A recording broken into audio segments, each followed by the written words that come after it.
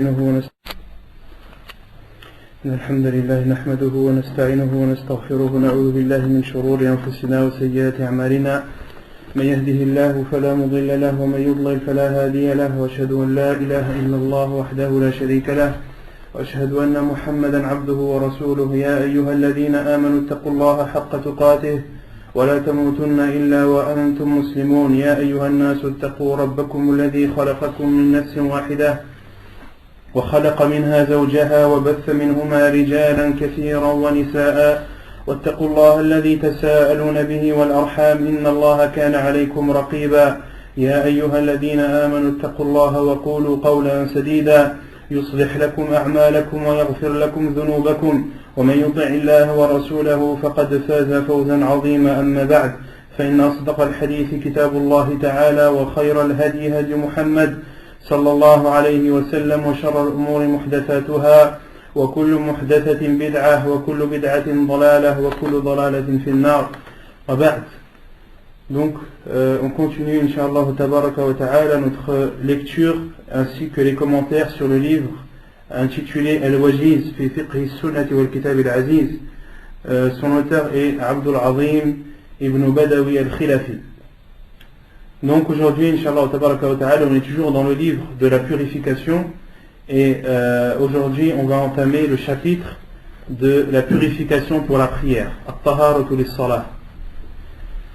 يقول المؤلف حفظه الله عن ابن عمر رضي الله عنهما قال سمعت النبي صلى الله عليه وسلم يقول لا تقبل صلاة بغير طهور. الحديث صحيح رواه مسلم والترمذي. والطهارة نوعان طهارة بالماء وطهارة بالصعيد. أولا الطهارة بالماء الوضوء والغسل. Donc nous sommes dans le chapitre de la purification pour la prière. L'auteur cite le hadith d'Ibn Umar radiyallahu anhuma qui dit j'ai entendu le prophète sallallahu alayhi wa sallam dire Allah, ou plutôt aucune prière n'est acceptée sans purification. Aucune prière n'est acceptée sans purification. Et la purification est de deux sortes. La purification avec l'eau, at-taharatu bil-ma' wa taharatu bis-sa'id. Et la purification par la terre. Et les savants ont expliqué as-sa'id en disant que as-sa'id hiya al-ard wa ma sa'ada minha. C'est-à-dire as-sa'id, c'est la terre et tout ce qu'il y a à sa surface, qui fait partie de la terre. Tout ce qui est comme terre, rocher, pierre, tout ce qui appartient à la terre, mais qui est à sa surface, est aussi appelé as-sa'id. Et entre autres, on a le droit d'utiliser ces choses, la terre et ce qu'il y a à sa surface, pour faire le tayammum. Awwalan at-taharatu bil-ma'. Et donc, la première chose que le cheikh va expliquer, c'est la purification par l'eau. Après avoir expliqué la purification par l'eau, il expliquera la purification par le sa'id, c'est-à-dire la terre et ce qu'il y a à sa surface. Awwalan at-taharatu bil-ma' al-wudu' wal-ghusl. Et concernant la purification avec l'eau pour la prière, il y a deux sortes de purification. Il y a al-wudu' et al-ghusl. Il y a al-wudu' et al-ghusl. Al-ghusl qui est le grand lavage. Et le cheikh commence à expliquer al-wudu'. Donc on a dit que la purification se divise en deux, avec de l'eau, avec as-sa'id. Le cheikh commence à expliquer la purification par l'eau, et la purification par l'eau se divise en deux. Il y a al-wudu' et al-ghusl. Et le cheikh commence par expliquer al-wudu'. قال al-wudu'. Qui connaît la différence entre al-wudu' et al-wadu'? Vous entendez les savants parler, dire al-wudu', et d'autres fois vous les entendez dire al-wadu'. Le premier avec al-dhamma sur le waw et le second avec une fatha. Quelle est la différence entre al-wudu' et al-wadu'? Parce que dans les hadiths du prophète sallallahu alayhi wa sallam, dans la description des ablutions du prophète sallallahu alayhi wa sallam, il est cité parfois dans le hadith wadu'. Qui connaît la différence? Non. Le wudu, c'est l'ablution elle-même. Aywa. Le wudu, c'est l'eau qu'on utilise pour... Non, ahsan. Donc al-wudu avec un dhamma sur le waw, c'est l'acte, c'est le fait de faire les ablutions, l'acte de faire les ablutions. Quant à al-wudu, c'est l'eau avec laquelle on fait les ablutions. Donc al-wudu c'est l'acte et al-wudu c'est l'eau avec laquelle, l'eau qu'on utilise pour faire ces ablutions. Sifatuh, donc la description des ablutions. عن حمران مولى عثمان أن عثمان بن عفان رضي الله عنه دعا بوضوء فتوضأ. Donc Uthman radiyallahu anhu a demandé qu'on lui apporte da'a biwadu'in. Da'a biwadu'in. Il n'a pas dit, le rawi hadith à Uthman radiyallahu anhu n'a pas demandé al-wudu, il a demandé al-wudu. Da'a biwadu'in fatawadda. Donc il a demandé qu'on lui apporte de l'eau afin qu'il fasse ses ablutions, puis a fait ses ablutions. Et Humran décrit la façon avec laquelle Uthman ibn Affan radiyallahu anhu a fait ses ablutions. قال فغسل كفيه 3 مرات. Il a lavé ses mains 3 fois. ثم مضمض واستنثر. Puis il a introduit de l'eau dans sa bouche et a ressorti واستنثر. Al-istinthar, c'est le fait de ressortir l'eau des narines. Le fait de ressortir l'eau des narines. Et Al-Hafid ibn Hajar rahimahullah ta'ala dit dans son livre Fath al-Bari, en donnant la définition de l'istinthar, il dit قال الاستنثار يقع على الاستنشاق بغير عكس. الاستنثار يقع على الاستنشاق بلا عكس. فقد يستنشق ولا يستنثر. Donc ici le Hafid ibn Hajar explique la différence entre al-istinthar et al-istinshaq. Al-istinshaq, c'est-à-dire c'est le fait d'introduire l'eau dans les narines, dans le nez. Et al-istinthar, c'est le fait de ressortir cette eau.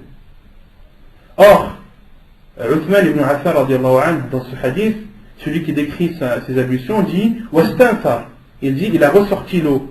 Mais l'eau, pour qu'elle ressorte, il faut qu'elle rentre. Donc cela signifie que Uthman radiyallahu anhu a fait l'istinshaq avant.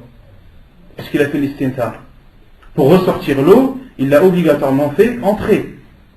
Et Al-Hafid ibn Hajar dit que al-istinthar plutôt implique al-istinshaq. Le fait de ressortir l'eau, cela implique que l'eau est entrée avant. Bila aks, mais le contraire n'est pas vrai. Une personne qui rentre l'eau dans son nez n'est pas obligatoirement obligée de le ressortir. D'accord? Al-istinshaq, la yalzam al-istinthar. Une personne qui a fait l'istinshaq, elle n'a pas forcément fait l'istinthar. Mais une personne qui a fait l'istinthar a obligatoirement fait l'istinshaq. Al-Hafid ibn Hajar continue et dit wal-istinthar min tamam fa'idat al-istinshaq. Et l'istinthar, le fait de ressortir l'eau, c'est la cause, ou plutôt c'est le bénéfice, c'est le pourquoi de l'istinshaq. C'est-à-dire que pourquoi est-ce que dans nos ablutions on introduit de l'eau dans nos narines? C'est pour laver les narines, pour laver ce qu'il y a à l'intérieur du nez. Et l'istinthar permet de faire ressortir les saletés qui sont à l'intérieur. D'accord? Et Al-Hafid ibn Hajar dit wal-istinthar min tamam fa'idat al-istinshaq. L'istinthar, c'est la terminaison de l'istinshaq. D'accord? Parce que à quoi sert de rentrer de l'eau dans la narine pour nettoyer si on ne ressort pas la saleté? لأن حقيقة الاستنشاق جذب الماء بريح الأنف إلى أقصاه. Al-Hafid ibn Hajar dit al-istinshaq, c'est d'inspirer l'eau avec son nez au plus profond du nez. Wal-istintharu ikhraju dhalika al-ma'. Et al-istinthar, c'est le fait de ressortir toute cette eau. Wal-maqsoud bil-istinshaq tanzifu dakhil al-anf. Et le but de l'istinshaq, d'introduire l'eau et de laver l'intérieur du nez. Wal-istintharu yakhruju dhalika al-wasakh ma'a al-ma' fahuwa min tamam al-istinshaq. Et l'istinthar, c'est ressortir toutes les saletés présentes dans le nez avec cette eau, et c'est la terminaison de l'istinshaq. Donc l'istinthar, c'est la terminaison ou c'est le complément de al-istinshaq. Vous avez saisi? ثم donc Uthman ibn Affan radiallahu anhu فغسل كفيه 3 مرات. Il a d'abord lavé ses mains 3 fois. ثم مضمض, c'est-à-dire il a lavé sa bouche. واستنثر, il a ressorti l'eau, ce qui implique qu'il l'ait entré auparavant. ثم غسل وجهه 3 مرات. Puis il a lavé son visage 3 fois. ثم غسل يده اليمنى إلى المرفق 3 مرات. Puis il a lavé son bras droit jusqu'au coude 3 fois. Et il a dans ce hadith, il signifie ma'a. Rawi al-hadith, celui qui a décrit les ablutions de Uthman ibn Affan, dit ثم غسل يده اليمنى إلى المرفق. إلى المرفق, est-ce que cela, donc il a lavé ses mains, sa main droite jusqu'au coude, est-ce que cela veut dire que le coude est compris dedans, ou est-ce que le coude c'est la limite? Qui connaît la réponse? Est-ce que le coude doit être compris dans le lavage du bras ou non? Ou est-ce que c'est la limite à ne pas dépasser? Parce qu'il a dit il a jusqu'au coude. Il a lavé ses mains jusqu'au coude. Jusqu'au coude, qu'est-ce que ça signifie? Est-ce que c'est avec le coude ou c'est à la limite du coude et ne pas le dépasser? Jusqu'au coude dans le hadith. Il a. Ouais, c'est quoi les délais que c'est compris? Non, ça c'est l'istihbad, ça c'est une parole d'Abu Hurayra radiallahu anhu. Mais qui peut me citer une preuve comme quoi il a, jusque, en arabe, il peut signifier ma'a. Il y a un verset dans le Coran où Allah subhanahu wa ta'ala dit, en parlant de l'argent des orphelins, Allah subhanahu wa ta'ala dit وَلَا تَأْكُلُوا أَمْوَالَهُمْ إِلَىٰ أَمْوَالِكُمْ. Et ne prenez pas ou ne mangez pas leurs biens ila amwalikum, jusqu'à vos biens. Mais jusqu'à, ça ne veut rien dire dans ce verset. Donc le sens de ila dans ce verset, wala ta'kulu amwalahum, ne mangez pas leur argent ila amwalikum, jusqu'à, si on traduit littéralement, c'est-à-dire jusqu'à votre argent. Ça n'a aucune signification. Ila dans ce verset signifie ma'a. C'est-à-dire, ne mangez pas leur argent avec le vôtre. D'accord? N'utilisez pas leur argent avec le vôtre. C'est la preuve dans le Coran que il signifie ma'a, avec.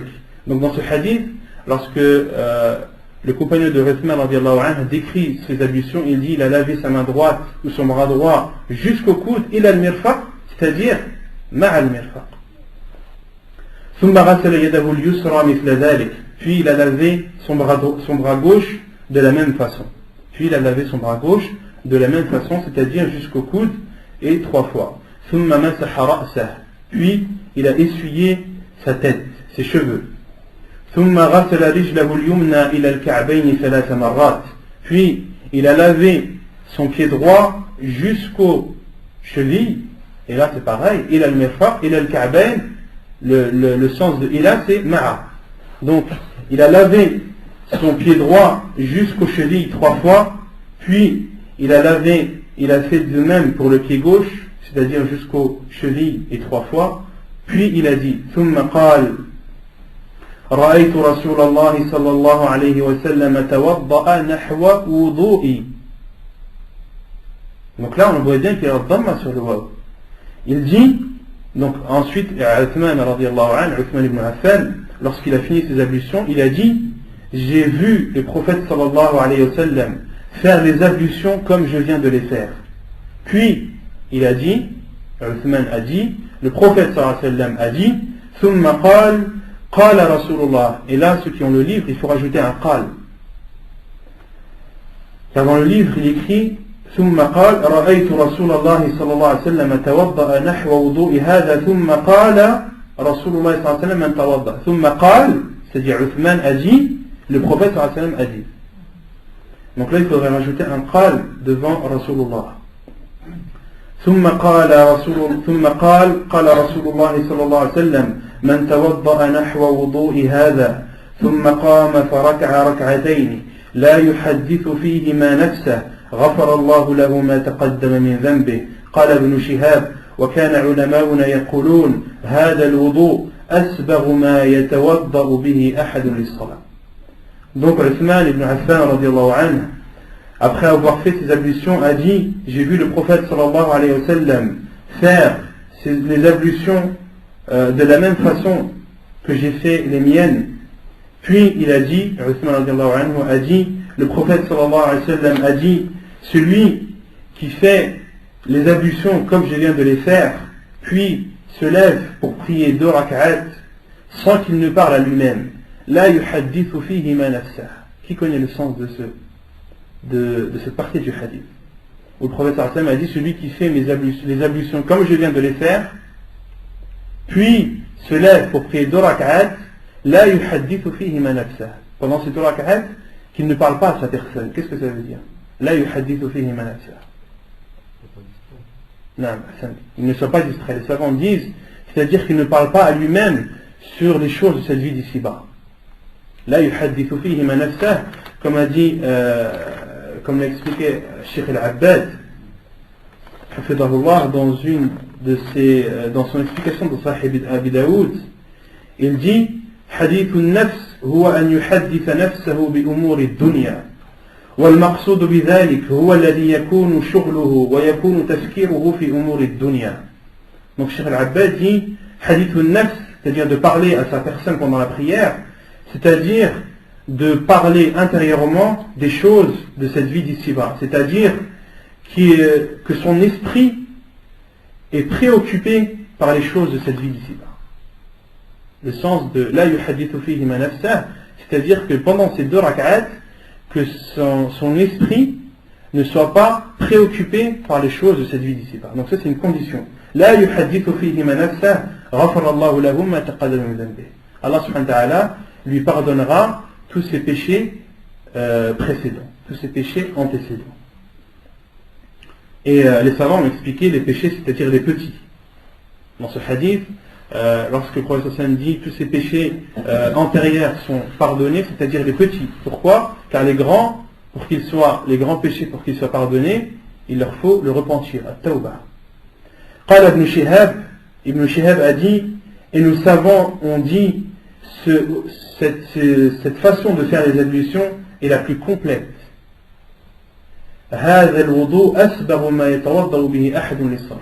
Cette façon de faire les ablutions qu'a fait Uthman radiallahu anhu est la façon la plus complète que peut faire quelqu'un avant de faire sa prière, pour accomplir sa prière. Ensuite, le cheikh passe aux conditions pour que les ablutions soient acceptées. أولا النية لقوله صلى الله عليه وسلم إنما الأعمال بالنيات. La première condition est l'intention. La preuve est la parole du prophète sallallahu alayhi wa sallam qui dit: les actes ne valent que par l'intention. إنما الأعمال بالنيات. الحديث صحيح رواه البخاري ومسلم. Hadith authentique rapporté par Al-Bukhari wa Muslim. ولا يشرع التلفظ بها لعدم ثبوته عن النبي صلى الله عليه وسلم.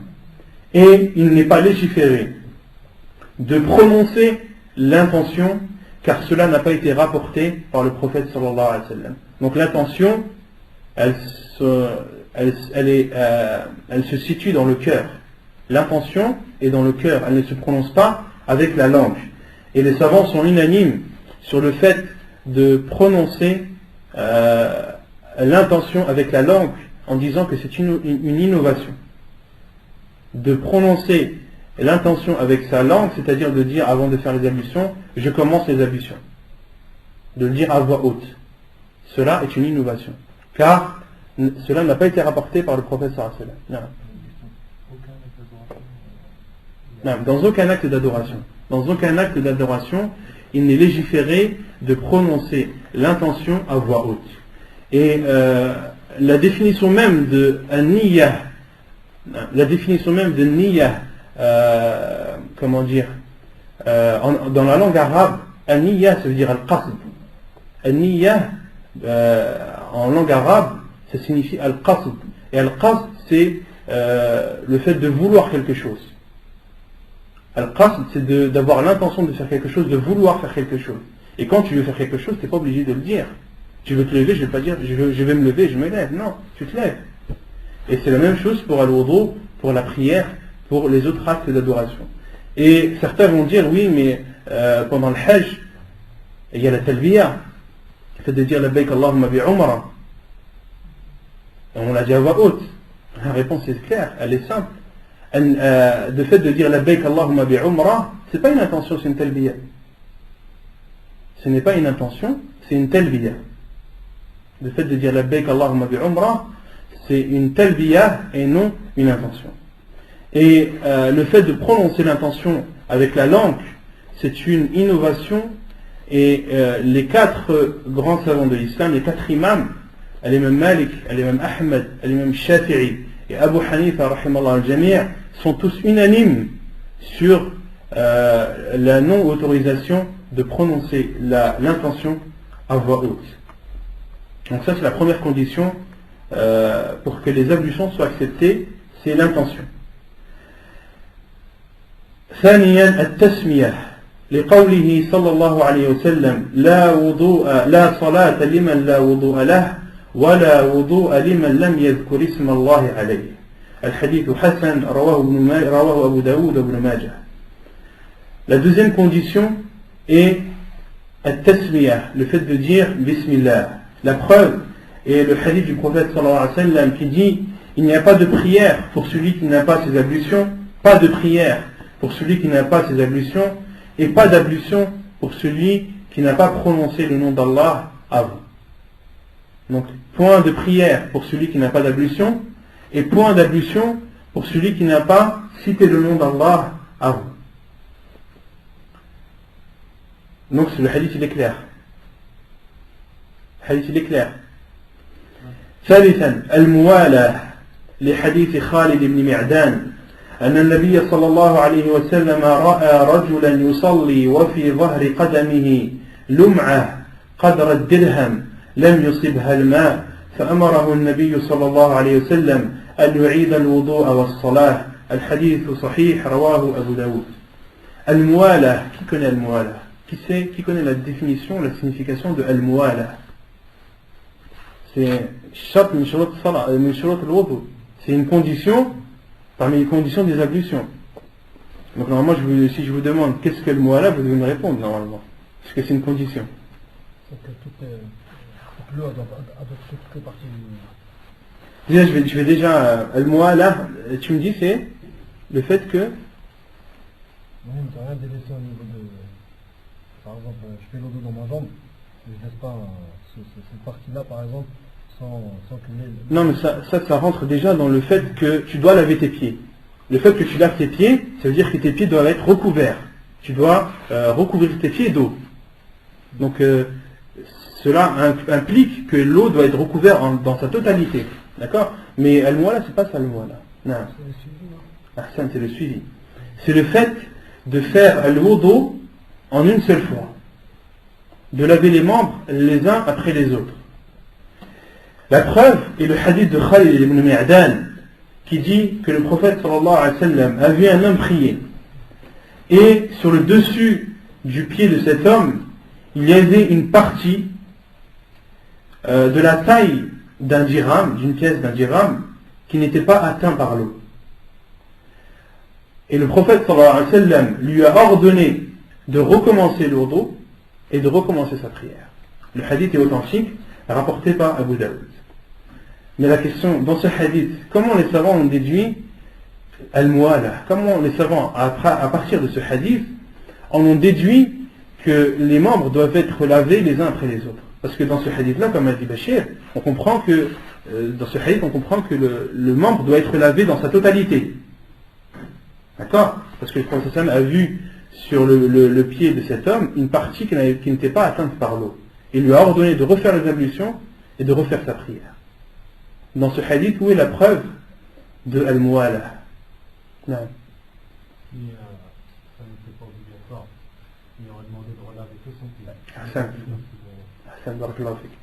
Donc c'est bien ça. La preuve dans ce hadith de al-muwala, c'est que le prophète sallallahu alayhi wa sallam lorsqu'il a vu cette partie du pied de cet homme qui n'était pas recouverte d'eau, le prophète sallam, qu'est-ce qu'il lui a ordonné de faire? Il lui a ordonné de recommencer les ablutions.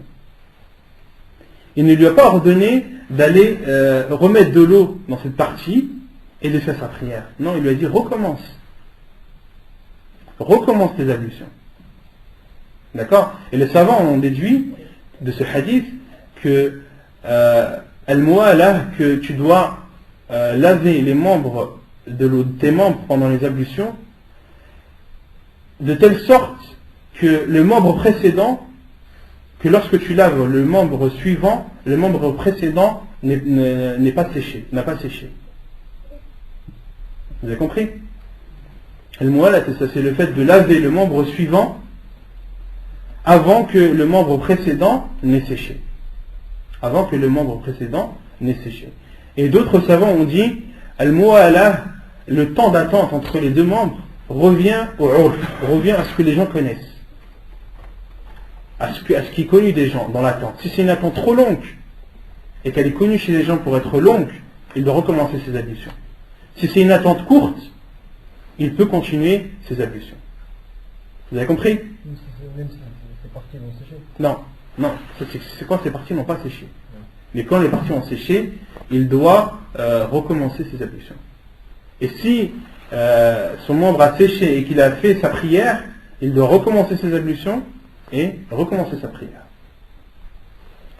Fara'idh, les obligations des ablutions.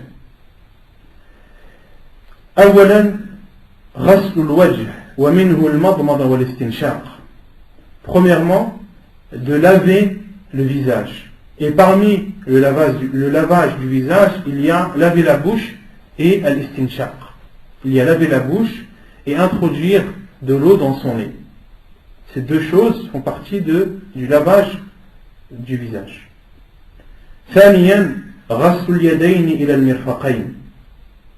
De laver les mains jusqu'au coude. Donc ça, c'est une obligation. C'est un pilier des ablutions. Celui qui ne lave pas ses mains, ses bras jusqu'au coude, ses ablutions ne sont pas acceptées. غسل الرجلين إلى الكعبين. ثالثا مسح الرأس كله والأذنان من الرأس. Troisièmement, d'essuyer la totalité de ses cheveux, et les oreilles font partie de la tête. De laver la totalité de la tête, مسح الرأس, afin d'essuyer, مسح الرأس كله والأذنان من الرأس, d'essuyer la totalité de la tête, et les oreilles font partie de la tête. Il y a un hadith du professeur Sam qu'on verra après, qui dit les oreilles font partie de la tête. Donc les oreilles doivent être obligatoirement essuyées. Et la différence entre le lavage et l'essuyage, le lavage c'est de prendre l'eau, de la verser sur le membre. D'accord? Et l'essuyage c'est de mettre de l'eau dans sa main, d'humidifier sa main et de la passer sur le membre. D'accord? Donc concernant la tête, est-ce que la tête doit être lavée ou essuyée? Une personne qui prend une poignée d'eau, il la verse sur sa tête. Est-ce qu'il a fait la sunna ou pas? Non. La sunna c'est d'humidifier sa main et de passer sur sa tête. Pas de prendre de l'eau et de la verser sur sa tête. Pourquoi? Parce que c'est un lavage. Et ce qui était rapporté dans la sunna et le verset aussi est clair. وَامْسَحُوا بِرُؤُوسِكُمْ. Allah subhanahu wa ta'ala dit et essuyez vos têtes. Il n'a pas dit وَاغْسِلُوا رُؤُوسَكُمْ. Il a dit وَامْسَحُوا رُؤُوسَكُمْ. Quatrièmement, الرِّجْلَيْنِ إِلَى الْكَعْبَيْنِ. De laver les pieds jusqu'aux chevilles.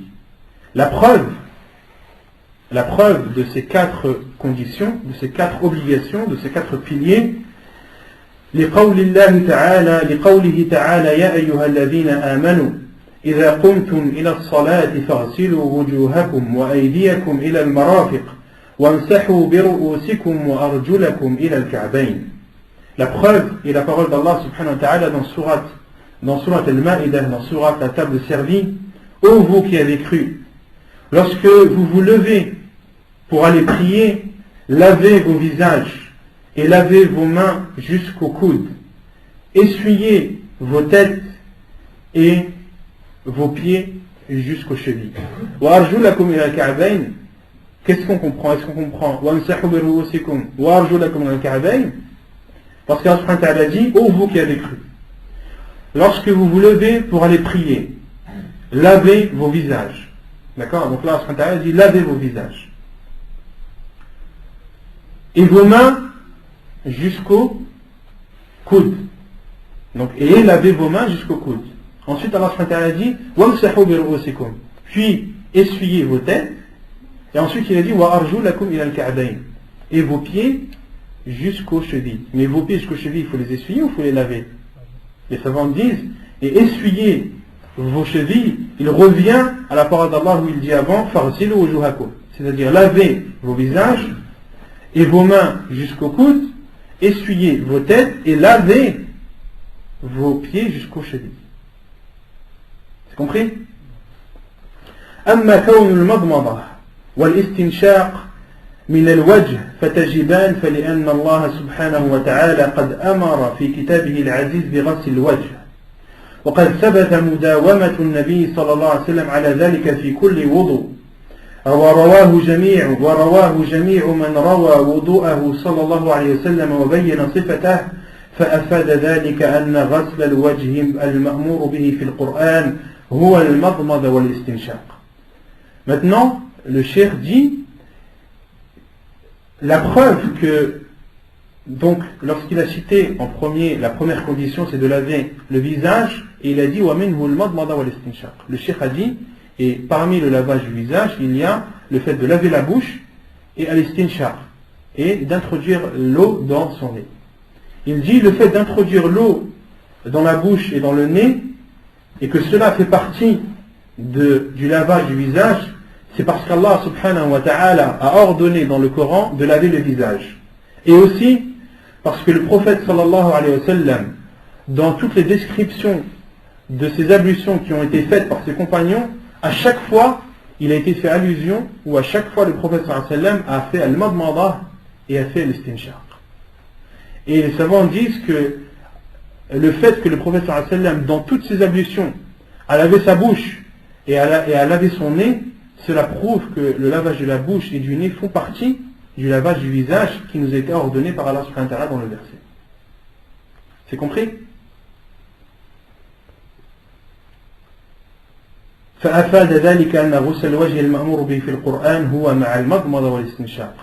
Et cela prouve que le lavage du visage qui a été ordonné dans le Coran, il comprend al-madmada, de laver sa bouche, et al-istinshaq, d'introduire de l'eau dans son nez. وقد ورد الأمر بهما في قوله صلى الله عليه وسلم إذا توضأ أحدكم فليجعل في أنفه ماء ثم ليستنثر. Et il a été aussi rapporté l'obligation de ces deux choses, c'est-à-dire de laver la bouche et le nez. Il a été rapporté l'obligation de ces deux choses dans la parole du prophète sallallahu alayhi wa sallam lorsqu'il dit, lorsque l'un d'entre vous fait ses ablutions, qu'il mette ou qu'il introduise de l'eau dans son nez, puis qu'il la ressorte. ثم ليستنثر. الحديث صحيح رواه ابن ماجه وابو داود. Hadith authentique rapporté par Abu Majah, Ibn Majah et Abu Daoud. وقوله صلى الله عليه وسلم وبالغ في الاستنشاق إلا أن تكون صائما. Et aussi la parole du prophète sallallahu alayhi wa sallam, lorsqu'il a ordonné à un de ses compagnons, il lui a dit, et accentue dans l'istinshaq, وبالغ في الاستنشاق, accentue dans le fait d'introduire l'eau dans ton nez, إلا أن تكون صائما, sauf lorsque tu jeûnes, sauf lorsque tu es en état de jeûne. Pourquoi? De peur que l'eau ne traverse la gorge. Hadith sahih rawahu Abu Daoud. وقوله صلى الله عليه وسلم إذا توضأت فمضمض. Et aussi un autre hadith du prophète sallallahu alayhi wa sallam, lorsqu'il ordonne à un de ses compagnons, il lui dit, lorsque tu fais tes ablutions, فمضمض, lave ta bouche. Et là c'est un ordre du prophète sallallahu alayhi wa sallam, فمضمض, lave ta bouche. Hadith rapporté dans hadith authentique rapporté par Abu Daoud également.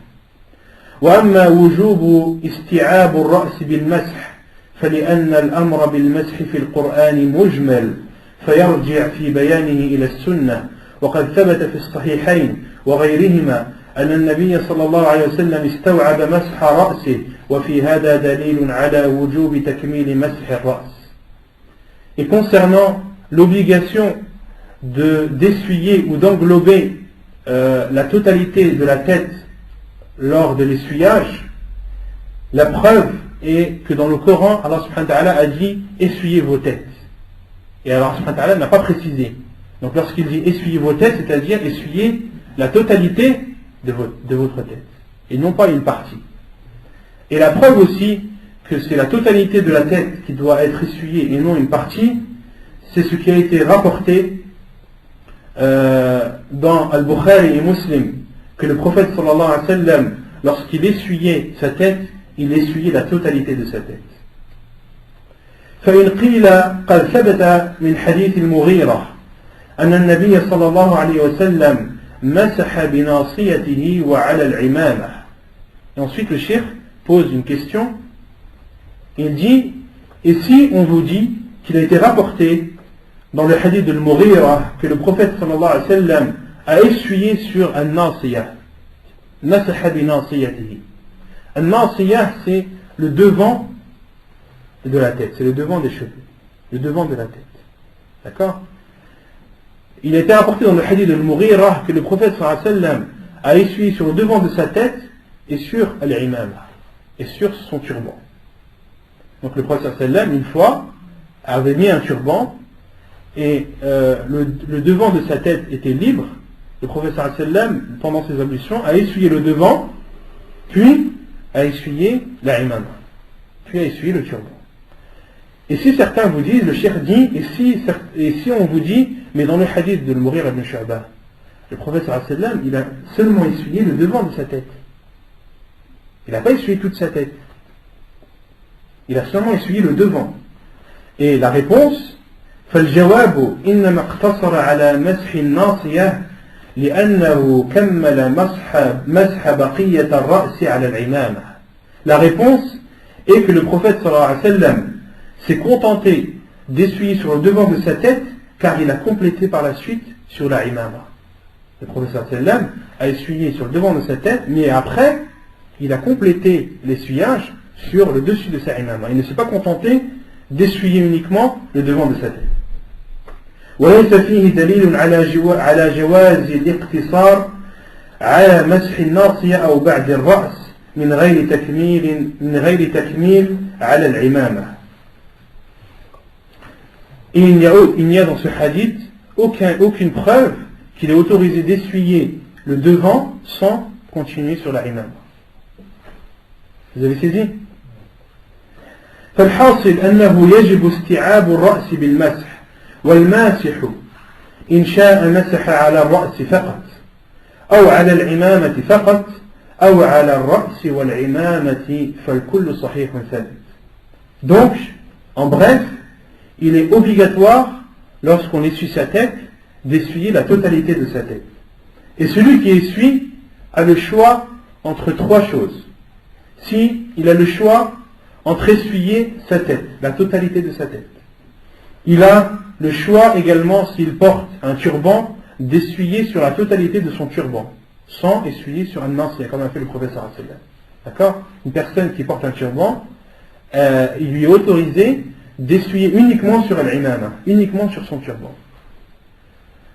Ou bien d'essuyer, comme l'a fait le prophète sallallahu alayhi wa sallam, ala nasiya, sur le devant de la tête, et ensuite de compléter sur le turban. Ces trois façons d'essuyage ont été rapportées dans la sunna authentique du prophète sallallahu alayhi wa sallam. Vous avez saisi?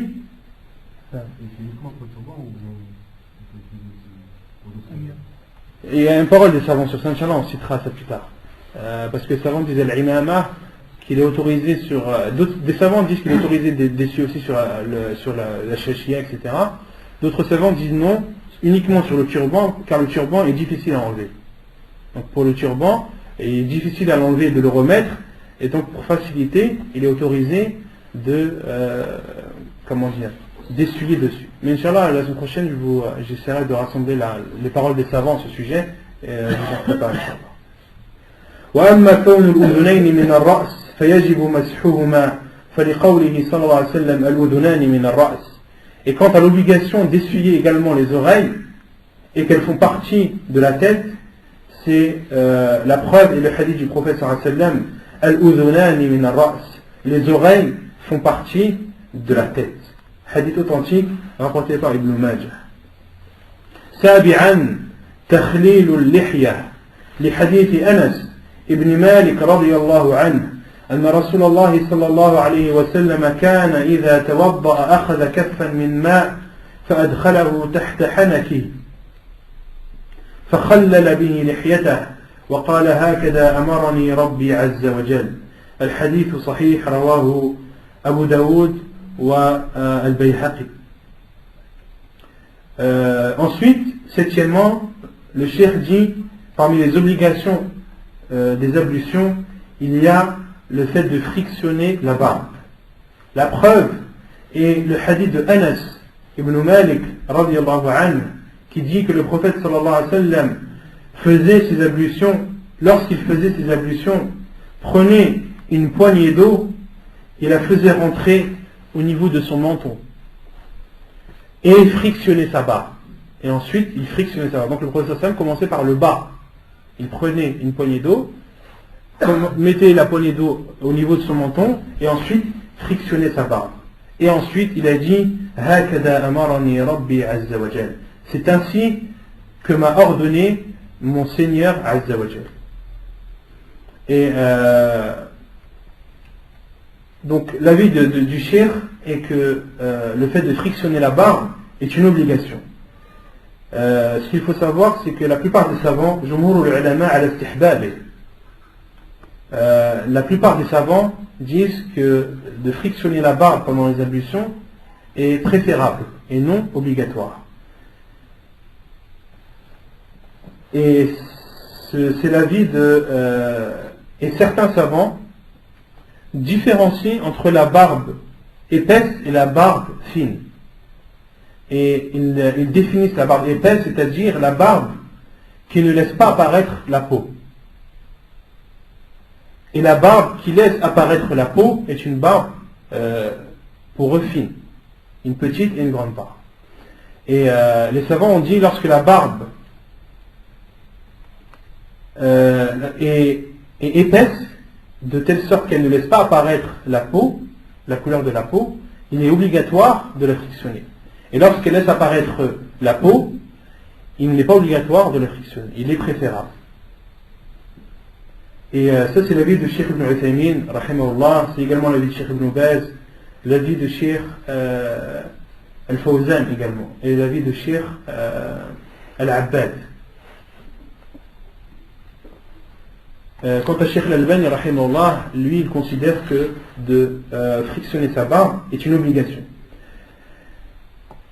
Et Cheikh Ibn Uthaymin dit que à quel moment, explique le moment dans lequel il faut frictionner la barbe. Est-ce que c'est à la fin des ablutions ou est-ce que c'est au moment où la personne lave son visage? Cheikh Ibn Uthaymin dit que la barbe doit être frictionnée au moment du lavage du visage. D'accord? Et d'autres savants, il y a une différence, les savants ont différencié entre frictionner la barbe pendant les ablutions et frictionner la barbe pendant le ghusl. Ils disent que pendant les ablutions, lorsque la barbe est épaisse, il est obligatoire, lorsqu'elle n'est pas épaisse, il est préférable, mais dans tous les cas, dans les grandes ablutions, de frictionner la barbe est une obligation. Et ça c'est l'avis de Cheikh Ibn Uthaymin et de Cheikh Al-Fawzan. Ils disent إذا كانت اللحية خفيفة أي يرى الجلد فيجب إيصال الماء إلى البشرة وإن كانت خفيفة أي لا ترى البشرة فيكفي غسل ظاهر اللحية أما تخليل اللحية أي غسل باطنها فمستحب.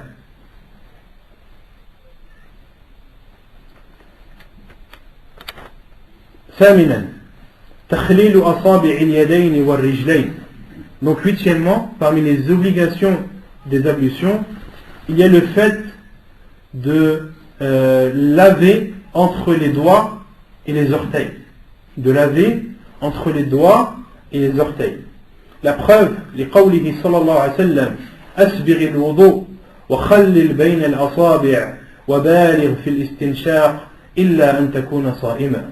حديث صحيح كما سبق. Donc la preuve est le hadith du prophète sallallahu alayhi wa sallam lorsqu'il dit à un de ses compagnons Asbir al-wudu. Et as-sabr, ça signifie de laver au minimum une fois. Isbar al-wudu, c'est le fait d'accomplir al-wudu, et au minimum, le minimum de l'isbar, c'est de laver une fois.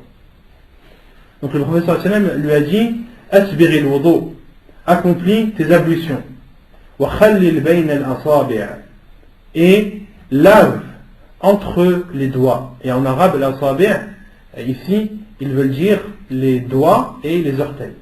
Wa baligh fil istinshaq illa an takuna sa'ima. Et accentue dans l'istinshaq, dans le fait d'introduire l'eau dans le nez, sauf lorsque tu es en état de jeûne. Donc ça, c'était les obligations des ablutions. Ensuite, le cheikh passe au sunan de l'wudu. Sunano, les choses préférables et conseillées. Sunano, أولا السواك. عن أبي هريرة رضي الله عنه قال رسول الله صلى الله عليه وسلم لولا أن أشق على أمتي لأمرتهم بالسواك مع كل وضوء. حديث صحيح رواه مسلم. La première sunna parmi les sunan de l'wudu, il y a as-siwak. La preuve est le hadith de Abu Huraira radiallahu anhu qui dit que le prophète sallallahu alayhi wa sallam a dit si ce n'était une contrainte pour ma communauté, je leur aurais ordonné d'utiliser le siwak avant chaque ablution. Je leur aurais ordonné d'utiliser le siwak pendant les ablutions. Et les savants disent que le siwak pendant les ablutions, il s'utilise pendant al-madmada. D'accord, au niveau du lavage de la bouche. ثانيا غسل الكفين ثلاثا في أول الوضوء لما ثبت عن عثمان رضي الله عنه في حكايته لوضوء النبي صلى الله عليه وسلم أنه غسل كفيه ثلاثا. Ensuite, parmi les choses préférables, parmi les choses recommandées et conseillées dans les ablutions, il y a de laver trois fois les mains au début des ablutions. Donc le fait de laver trois fois les mains au début des ablutions, c'est une sunna. Ça fait partie des sunnas de l'autre. Ce n'est pas une obligation dans les ablutions. Ce qui est obligé, c'est de laver les mains jusqu'au coude, comme on a vu. Mais de laver les mains trois fois au début des ablutions, ce n'est pas une obligation, mais c'est préférable et recommandé. On sait que la sunna du prophète, quand on sort de l'had, toilette, on lave les mains trois fois. On doit rentrer les mains dans le seau zarma. Est-ce que ça fait partie de l'eau ou bien c'est juste... Ça c'est pour pas salir l'eau. Parce que le prophète il a dit La yadri ahadukum ayna batat yaduhu. Le prophète a dit lorsque l'un de vous se réveille et qu'il veuille faire ses ablutions, qu'il lave trois fois ses mains. Il a dit Fala yadri ahadukum ayna batat yaduhu. Pourquoi? Car l'un d'entre vous ne sait pas où sa main a dormi. D'accord? Et ça c'est propre. Ça c'est propre pour celui qui vient de se réveiller. D'accord? Le prophète a dit celui qui vient de se réveiller et qui veut faire ses ablutions, qu'il lave ses mains trois fois. Pas celui qui sort des toilettes. Allah alam, j'ai pas le souvenir que c'est en sortant des toilettes. Allah alam.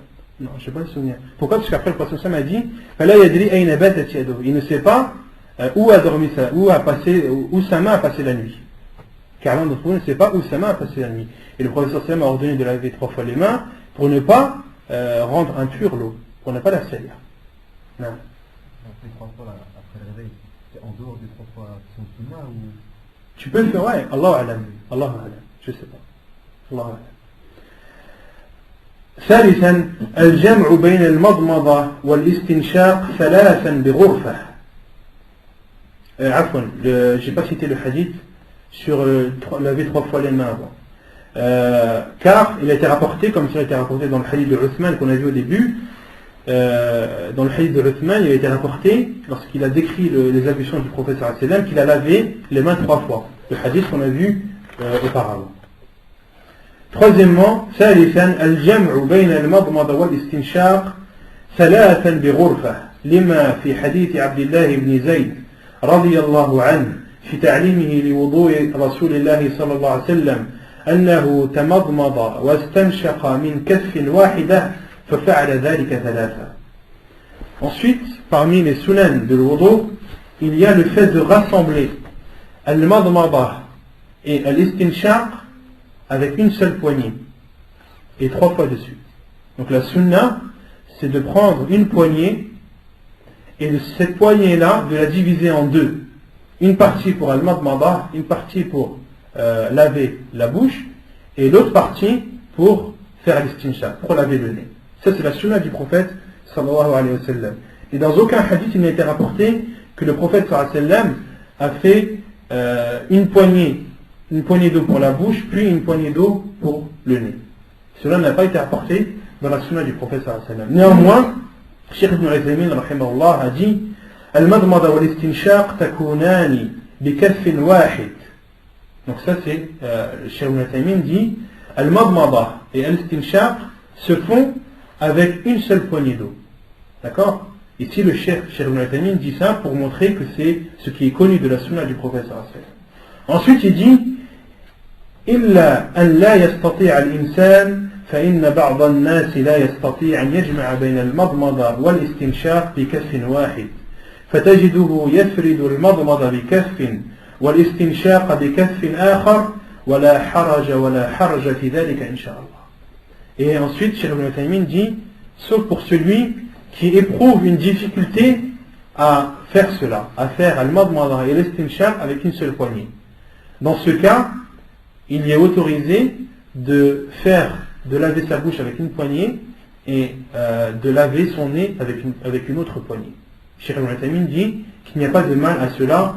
C'est aussi la parole de Cheikh Al-Abbad, hafidahullah, lui aussi, et de cet avis, qu'il est autorisé pour celui qui ne peut pas, pour celui qui n'arrive pas à séparer sa poignée en deux, une moitié pour la bouche et une moitié pour le nez. Celui qui n'y arrive pas, celui qui trouve cela difficile, il lui est autorisé de prendre une poignée, se laver la bouche, et prendre une autre poignée et se laver le nez. رابعا المبالغة فيهما لغير الصائم لقوله صلى الله عليه وسلم وبالغ في الاستنشاق إلا أن تكون صائما. وبالغ في الاستنشاق إلا أن تكون صائما. Quatrièmement, parmi les sunan, parmi les choses préférables et recommandées dans les ablutions, il y a le fait d'accentuer dans l'istinshaq, d'accentuer dans le fait d'introduire l'eau dans le nez. Pourquoi? Car le prophète sallallahu alayhi wa sallam a dit et accentue dans l'istinshaq sauf lorsque tu es en état de jeûne. Autrement dit, lorsque tu n'es pas en état de jeûne, accentue dans l'istinshaq. Donc il est autorisé, recommandé, préférable d'accentuer, d'inspirer l'eau qu'on introduit dans le nez, d'essayer d'inspirer au maximum, sans bien sûr que cela ne fasse du mal à la personne. Car le professeur Sam a dit la darara wa la dirar. Il n'y a pas de mal, ne faites pas de mal, ne faites pas de mal à autrui et n'en faites pas à vous-même. خامسا تقديم اليمنى على اليسرى لحديث عائشة رضي الله عنها كان رسول الله صلى الله عليه وسلم يحب التيامن في تنعله وترجله وطهوره وفي شأنه كله. Cinquièmement, parmi les choses préférables des ablutions, est de commencer par la droite avant la gauche. Commencer par le côté droit avant le côté gauche. Commencer par le membre droit avant le membre gauche. La preuve est le hadith de Aïcha radiyallahu anha qui dit le prophète sallallahu alayhi wa sallam aimait la droite, aimait le côté droit lorsqu'il se chaussait. C'est-à-dire lorsqu'il se chaussait, il commençait à chausser son pied droit. Wa tarajjulihi, lorsqu'il se peignait, il commençait à peigner son côté droit, le côté droit de sa tête, ensuite le côté gauche. وَتَرَجُّلِهِ وَطَهُورِهِ et dans sa purification. Et la purification, les savants disent qu'elle englobe al-wudu et al-ghusl. C'est pour ça que dans le wudu, le prophète sallallahu commençait par la droite, ensuite par les membres droits, ensuite les membres gauches, et également pour le ghusl, les savants ont déduit, entre autres, que dans le ghusl, la personne commence à laver la partie droite de son corps, ensuite la partie gauche. Quelle est la preuve? Ce hadith-là de Aïcha, qui dit le prophète sallallahu aimait la droite lorsqu'il se chaussait, lorsqu'il se peignait et lorsqu'il se lavait. Autrement dit, parmi le lavage, il y a al-ghusl. Wa fi sha'nihi kulli, et dans toutes ces situations. Et dans toutes ces situations. Et les savants ont dit, il ne faut pas comprendre dans toutes ces situations, il ne faut pas le prendre dans sa globalité. Non. Pourquoi? Car il y a des hadiths où le prophète sallallahu alayhi wa sallam, par exemple, a ordonné de rentrer, par exemple, dans les toilettes avec le pied gauche. D'accord? Les choses où le prophète sallallahu alayhi wa sallam commençait par la droite, c'était comme le fait lorsqu'il mangeait, lorsqu'il buvait, lorsqu'il donnait, lorsqu'il prenait, lorsqu'il rentrait à la mosquée, il rentrait avec le pied gauche, avec le pied droit. Lorsqu'il entrait chez lui, il entrait également avec le pied droit. Donc la parole de Aïcha dans toutes ces situations, il ne faut pas le prendre dans sa globalité, parce qu'il y a certains cas où la gauche est préférable. D'accord? Comme le fait d'entrer aux toilettes. La personne qui entre aux toilettes entre avec le pied gauche. ولما في حديث عثمان في حكايته لوضوء النبي صلى الله عليه وسلم أنه غسل اليمنى ثم اليسرى. Et aussi parmi les preuves que pendant les ablutions il est préférable de commencer par la droite avant la gauche, il y a la description des ablutions de Uthman radiyallahu anhu, qui a commencé par la droite, ensuite par la gauche. Il a commencé par laver sa main droite, son bras droit jusqu'au coude, ensuite son bras gauche. Et pareil pour les pieds, il a commencé par son pied gauche, par son pied droit, puis son pied gauche. Non. Ça fait, on comprend là que si une personne a venu à commencer par la gauche, c'est pas interdit quoi. C'est pas une obligation, c'est préférable. Non. Et concernant al-siwak, parce que siwak, ça fait partie aussi de la purification. Et il y a 3 avis sur le siwak. Une personne qui utilise le siwak, est-ce qu'elle doit l'utiliser avec sa main droite ou avec sa main gauche? Parce que le siwak, c'est pour purifier la bouche. D'accord? Donc c'est pour enlever une saleté. Et enlever une saleté, on enlève avec la main droite ou avec la main gauche? Avec la main gauche.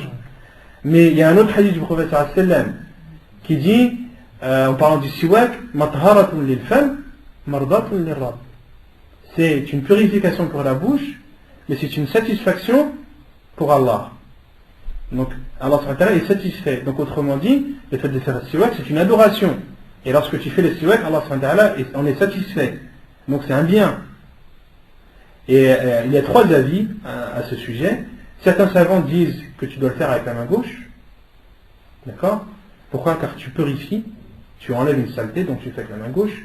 D'autres savants disent non, le siwak c'est une adoration, donc tu l'as fait avec la main droite. Tu le fais avec la main droite. Et d'autres savants précisent, disent, et c'est l'avis le plus juste, Inch'Allah, disent, lorsque tu utilises le siwak pour te purifier, fais-le avec ta main gauche. Et lorsque tu utilises le siwak pour suivre le prophète sallallahu alayhi wa sallam et pour appliquer sa sunna lorsqu'il ordonne ou lorsqu'il conseille d'utiliser le siwak pendant les ablutions, le prophète sallallahu alayhi wa sallam conseille d'utiliser le siwak avant la prière, d'accord? Même si ta bouche est propre. La sunna c'est d'utiliser le siwak avant chaque prière, d'accord? Même si ta bouche est propre. Les savants disent, si tu utilises le siwak pour enlever effectivement une saleté de ta bouche, pour purifier ta bouche, là utilise ta main gauche. Mais lorsque tu utilises le siwak pour suivre la sunna du prophète sallallahu alayhi wa sallam et que ta bouche n'est pas sale, elle est propre, dans ce cas c'est un acte d'adoration que tu fais. Et fais-le avec ta main droite. D'accord? Et c'est la vie le plus juste, Inch'Allah, c'est d'utiliser le siwak pendant le moment. Non. En même temps. C'est-à-dire? C'est-à-dire avec la main droite tu fais l'istinshaq et de la main gauche tu fais l'istinshaq. C'est pour ça que les savants disent que l'istinshaq, le fait de rentrer l'eau dans le nez, de le faire avec la main droite. D'accord? Tu prends de l'eau pure et tu l'introduis, tu l'inspires dans tes narines. Et à l'istinthar, le fait de ressortir l'eau avec les saletés qu'elle contient, à l'istinthar se fait avec la main gauche. Barakallahu fik. سادسا الدلك لحديث عبد الله بن زيد أن النبي صلى الله عليه وسلم أوتي بثلثي مد فتوضأ فجعل يدلك ذراعيه حديث صحيح رواه ابن خزيمة. Sixièmement, il y a parmi les sunan, parmi les choses recommandées et préférables dans les ablutions, ad-dalk. Qui connaît la signification d'ad-dalk? Qui connaît la signification d'ad-dalk? Ad-dalk, comme le disent les savants, c'est le fait de passer la main sur le membre avec de l'eau. C'est ça le dalk. D'accord? Alors, le lavage, c'est que l'eau soit sur ton membre, de verser de l'eau sur ton membre. D'accord? Ça, c'est le lavage. Et ad-dalk, c'est de passer ta main sur ce membre, d'essuyer le membre avec l'eau. D'accord? C'est ça ad-dalk. Et ça fait partie des sunan de al-wudu. La preuve est le hadith d'Abdullah ibn Zayd qui dit que le prophète sallallahu alayhi wa sallam, qu'on a apporté au prophète sallallahu alayhi wa sallam thuluthay mud, le tiers d'un mud. Qui connaît le mud? Le mud, c'est la quantité qui équivaut à le fait de rassembler les deux mains et de prendre la chose. Par exemple, un mud de farine, c'est de coller ses deux mains et de prendre de la farine avec cette grande poignée. Ça, c'est un mud. D'accord? Et on a apporté au prophète alayhi salam thuluthay mud, le tiers d'un mud d'eau. On a apporté le tiers d'un mud d'eau. C'est-à-dire, si vous prenez dans un seau d'eau, vous prenez vos mains, vous les collez et vous prenez de l'eau. D'accord? L'eau qu'il y aura dans votre poignet, c'est un mud. Et on a apporté au prophète sallallahu alayhi wa sallam le tiers de cette quantité pour faire ses ablutions. Le tiers. Et les savants disent وهذا أقل ما ورد هذا أقل ما روي عن النبي صلى الله عليه وسلم. Ça, c'est la plus petite quantité d'eau qui a été rapportée dans les ablutions du prophète sallallahu alayhi wa sallam. Fatawadda, donc le prophète sallallahu alayhi wa sallam, après qu'on lui a apporté ce tiers de moud, il a fait ses ablutions. Faja'ala yadluku dhira'ayhi, et il essuyait, ou il passait sa main sur ses bras. Sur ses bras. D'accord? Donc là, on voit que parmi les sunan de l'ourdo, des ablutions, il y a le fait d'essuyer avec sa main, de passer sa main sur le membre qu'on lave. T'as pas compris? Le fait de laver, par exemple, tu veux laver ton bras. Tu prends de l'eau, d'accord? Tu le verses sur ton bras. Est-ce que ça suffit ou pas? Ça suffit, d'accord? Donc ça, c'est al-ghusl. Mais parmi les sunan de l'ourdo, parmi les choses qui sont recommandées, c'est avec le lavage d'essuyer, de passer ta main sur ton membre. Ad-dalk, ça s'appelle. C'est d'essuyer, de passer ta main avec l'eau que tu mets, de la passer partout dans ton membre. Voilà, tu prends de l'eau avec ta main gauche, tu la mets quand tu laves ton bras droit, tu prends de l'eau avec ta main gauche, tu la verses sur ton bras droit, d'accord, de telle sorte que ton bras soit recouvert d'eau, et ensuite tu essuies, tu passes avec ta main au-dessus, tu passes ta main au-dessus de ton bras, partout dans ton bras. En fait, on lui a ramené la partie. Non, le prophète on lui a ramené tout le taïmoud, mais dans un récipient. On lui a pas ramené avec la main comme ça. On a mis la quantité, on l'a apporté la quantité du tiers d'un moud. Et al-moud, Donc les savants ont dit que c'est, comme je vous ai dit, c'est le fait de rassembler ces deux mains et de prendre la chose, la quantité qu'il y aura dans la main, dans les deux mains collées, et al-mud en arabe.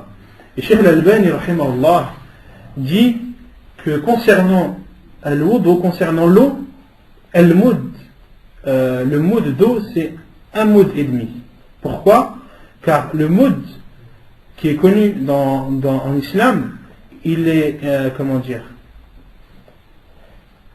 il est uniquement en rapport avec la matière solide, et non la matière liquide. Car Cheikh al-Albani rahimahullah dit de prendre une poignée de farine, une poignée de lentilles par exemple, une poignée de riz, c'est pas comme de prendre une poignée d'eau. D'accord? Cheikh rahimahullah dit pour qu'il y ait un moud d'eau, il faut prendre une et demie, pour être sûr qu'il y a un moud. Et qui connaît la quantité de as-sa'? Non. Non, pas 5. 4. As-sa' en arabe, c'est 4 amdad. Arba'at amdad. Et donc, un sa', ça fait combien de mètres, de moud? 4. Ça fait Allah alam. Je connais en grammes, je connais pas en litres. En grammes, Cheikh al-Fawzan rahimahullah dit, ainsi que Hayat Kibar al-Ulama, disent que al-mud, plutôt as-sa' afwan, correspond à 3 kilos. Et ça, c'est une fatwa récente de Hayat Kibar al-Ulama. Et ça, c'est une fatwa qui va vous servir quand le Ramadan approche pour Zakat al-Fitr. As-sa', donc le minimum dans Zakat al-Fitr, c'est de sortir un sa' de ce que mangent les gens du pays. D'accord? Et as-sa', Hayat Kibar al-Ulama a étudié en fonction de ce qui était connu au temps du prophète sallallahu alayhi wa sallam, on demandait aux gens, etc. On fait une recherche, on fait une enquête, et en sont arrivés à l'avis final que as-sa' correspond à 3 kilos. As-sa' correspond à 3 kilos, comme le disent les savants d'Arabie, entre autres Hayat Kibar al-Ulama. Donc entre autres, al-mud, qui correspond à 4 as-sa', al-mud qui correspond au quart du sa', d'accord? Al-mud correspond à 750 grammes. 750 grammes fois 4 correspond à 3 kilos. Et dans ce hadith, les savants utilisent beaucoup ce hadith, rahimahumullah, pour montrer que le musulman se doit d'être économe dans l'utilisation de l'eau. D'accord? Il se doit d'être économe dans l'utilisation de l'eau qu'il prend pour faire ses ablutions. Et que le prophète sallallahu alayhi wa sallam, si le prophète sallallahu alayhi wa sallam a réussi à faire ses ablutions avec un tiers de moud, nous aussi on peut le faire. Et le Nabi sallallahu alayhi wa sallam, il faisait son ghusl avec un sa', avec 3 litres d'eau. Le prophète sallallahu alayhi wa sallam faisait son ghusl avec un sa', avec 3 litres. Et si vous voyez les statistiques des autorités françaises ou autres, une personne qui prend une douche, ils estiment le nombre de litres à 70 litres. Une personne qui prend une douche normale. Une personne qui est sur sa douche pendant 5 ou 10 minutes, eh ben, si vous comptez le nombre de litres qu'elle a utilisé, c'est 70 litres. Et le Nabi sallallahu alayhi wa sallam utilisait un sa', 3 litres. Et donc les musulmans conseillent, et c'est une obligation, d'être économe dans l'utilisation qu'on fait de l'eau pour les ablutions ou autres. Et l'israf est interdit en islam. Allah subhanahu wa ta'ala dit وَكُلُوا وَاشْرَبُوا وَلَا تُسْرِفُوا إِنَّهُ لَا يُحِبُّ الْمُسْرِفِينَ. Et mangez et buvez, mais ne gaspillez pas, car il déteste les gaspilleurs. Allah subhanahu wa ta'ala déteste les gaspilleurs. Et les savants disent que de gaspiller, une personne qui gaspille, que ce soit de la nourriture ou de l'eau, il a fait une chose interdite en islam. Haram, la yajouz. Et il est obligatoire à chaque musulman de faire attention à la quantité d'eau qu'il utilise, surtout lorsqu'il fait ses ablutions. Non.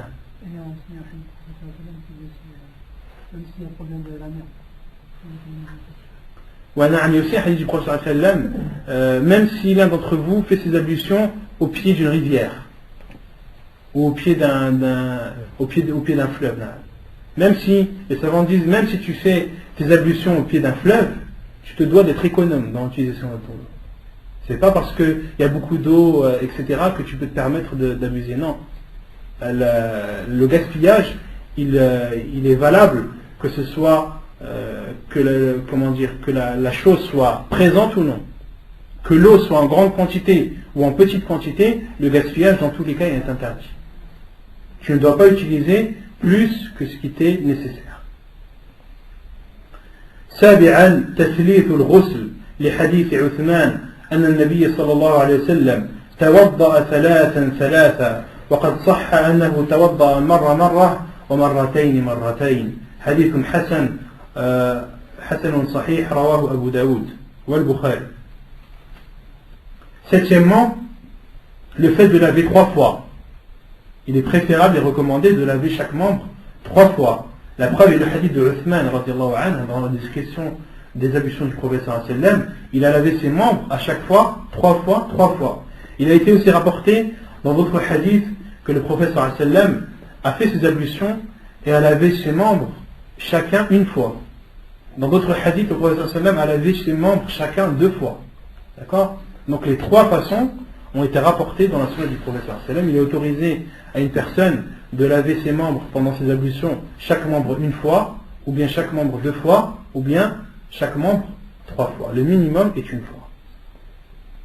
ويستحب تكرار مسح الرأس أحيانا لما صح عن عثمان أنه توضأ فمسح رأسه 3 وقال رأيت رسول الله صلى الله عليه وسلم توضأ هكذا حديث حسن صحيح رواه أبو داود. Et de même qu'il est préférable de temps en temps d'essuyer sa tête plus d'une fois, car cela a été rapporté par Uthman radiallahu anhu. Uthman radiallahu anhu a fait ses ablutions et a essuyé sa tête 3 fois. Et ensuite a dit, j'ai vu le prophète sallallahu alayhi wa sallam faire ses ablutions ainsi. J'ai vu le prophète sallallahu alayhi wa sallam faire ses ablutions ainsi. Non. Quand tu parles de la tête, c'est-à-dire tu emmènes et tu reviens ou... Ouais, du début de la tête jusqu'à la fin de revenir. La navigation. Non. L'aller-retour. Aller-retour. Les savants disent l'aller et le retour pour l'essuyage de la tête. ثامنا التتريب لأنه الغالب في وضوء رسول الله صلى الله عليه وسلم كما حكاه من حكى وضوءه صلى الله عليه وسلم لكنه قد صح عن المقدام ابن معد كرب أنه, donc là pour ceux qui ont le livre, c'est Ma'di Karb, c'est pas Ma'di Yakrib, c'est Ma'di Karib. D'accord, le ya il faut l'enlever. عن المقدام ابن معدي كرب أنه أتى رسول الله صلى الله عليه وسلم بوضوء فتوضأ فغسل كفيه 3 وغسل وجهه 3 ثم غسل ذراعيه 3 ثم تمضمض واستنثر 3 ثم مسح برأسه وأذنيه الحديث. Donc ici le cheikh dit, parmi les choses préférables et recommandées, c'est également l'ordre. Le fait de laver les membres des ablutions dans l'ordre. Car c'est ce qui a été le plus rapporté dans la description des ablutions du prophète sallallahu alayhi wa sallam. Et pourquoi est-ce que le cheikh ici dit que c'est préférable et non obligatoire? Parce que certains savants disent que l'ordre est obligatoire. L'ordre c'est comme al-muwala. Les savants disent, certains savants disent que al-muwala c'est comme al-tatrib. Al-tartib, At-tartib c'est autre chose. At-tartib, c'est-à-dire l'ordre, certains savants disent que c'est obligatoire. Pourquoi? Car c'est ce qui a été rapporté dans la description des ablutions du prophète sallallahu alayhi wa sallam. D'accord? Ici, le cheikh dit que c'est préférable. Pourquoi? car il était rapporté selon Al-Miqdam ibn Ma'di Karib, qui dit qu'il a apporté au prophète sallallahu alayhi wa sallam de l'eau afin qu'il fasse ses ablutions. Et le prophète sallallahu alayhi wa sallam a lavé ses mains 3 fois, a lavé son visage 3 fois, puis a lavé ses bras 3 fois, puis a fait al-madmada et al-istinthar, puis a entré de l'eau dans sa bouche et l'a ressorti de son nez. D'accord? Donc là, on voit bien que le prophète sallallahu alayhi wa sallam a fait le madmada et l'istinthar, après quoi? Après avoir lavé ses bras. Alors que ce qui est connu des ablutions du prophète sallallahu alayhi wa sallam, c'est qu'il le fait après avoir lavé ses mains. Et puis ensuite, il a essuyé sur sa tête et sur ses oreilles, jusqu'à la fin du hadith. Donc le cheikh dit que à partir du moment où le prophète sallallahu alayhi wa sallam a fait ainsi, a changé l'ordre, c'est qu'il est autorisé de temps en temps de ne pas suivre l'ordre, et surtout que l'ordre, le fait de suivre l'ordre des membres n'est pas obligatoire mais préférable. Mais comme je vous dis, beaucoup de savants disent que at-tartib est obligatoire. Ad-du'a. Neuvièmement, ad-du'a ou ba'dah. لقوله صلى الله عليه وسلم ما منكم من أحد يتوضأ فيسبغ الوضوء ثم يقول أشهد أن لا إله إلا الله وحده لا شريك له وأشهد أن محمدا عبده ورسوله إلا فتحت له أبواب الجنة الثمانية يدخل من أيها شاء. حديث صحيح رواه مسلم.